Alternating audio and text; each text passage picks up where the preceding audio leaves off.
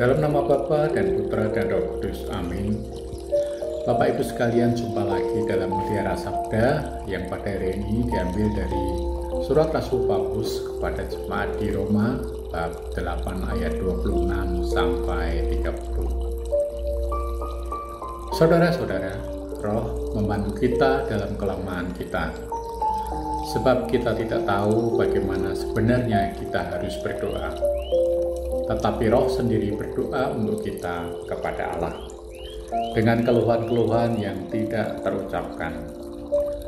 Dan Allah yang menyelami hati nurani mengetahui bahwa Roh itu, yaitu bahwa Ia sesuai dengan kehendak Allah, berdoa untuk orang-orang kudus. Bapak Ibu, saudara sekalian yang terkasih dalam Kristus, pernahkah kita merasa begitu lelah, sedih, atau bingung, sampai-sampai kita tidak tahu lagi harus berdoa apa? Atau pernahkah kita meragukan apakah hidup kita ini ada tujuannya? Di dalam ayat-ayat ini, Rasul Paulus memberikan penghiburan dan jaminan yang luar biasa untuk kita. Memang terkadang beban hidup begitu berat, sehingga kata-kata tidak lagi cukup. Kita hanya bisa mengeluh, menangis, atau diam dalam kepedihan. Pada saat seperti itulah Roh Kudus tidak meninggalkan kita. Dia menjadi penerjemah doa kita. Dia mengambil perasaan sedih, bingung, dan harapan kita yang terdalam, yang bahkan kita tidak bisa ucapkan, dan menyampaikannya kepada Bapa di surga dengan sempurna. Bayangkan seperti seorang ibu yang memahami tangisan bayinya yang belum bisa bicara. Roh Kudus memahami keluhan kita dan menyampaikannya kepada Allah. Ada baiknya kita berdoa dengan jujur sekalipun lemah.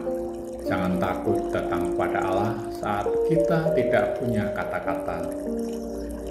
Diam dan menangis di hadapannya pun adalah sebuah doa, karena Roh Kudus ada di sana untuk membantu kita. Kelemahan kita justru adalah ruang bagi kuasa Allah untuk bekerja. Percayalah, di tengah badai ketika hal-hal buruk terjadi, peganglah erat-erat janji Roma bab 8 ayat 28, yaitu bahwa Allah turut bekerja dalam segala sesuatu. Ikat hati kita pada kebenaran bahwa Allah itu berdaulat dan baik. Dia sedang bekerja meskipun kita tidak melihatnya. Tanyakan, Tuhan, kebaikan apa yang ingin Engkau hasilkan dari situasi ini? Bentuklah karaktermu di dalam diriku. Ingat tujuan akhir hidup kita. Hidup ini bukan tentang menjadi kaya, sehat, atau terkenal. Tujuan utama adalah untuk menjadi serupa dengan Kristus. Setiap peristiwa dalam hidup, baik senang maupun susah, adalah alat yang dipakai Allah untuk mencapai tujuan indah itu. Masa depan kita sudah dijamin, kita akan dimuliakan. Hal ini memberikan harapan dan kekuatan untuk menjalani hari-hari kita. Dimuliakanlah Tuhan sekarang dan selama-lamanya.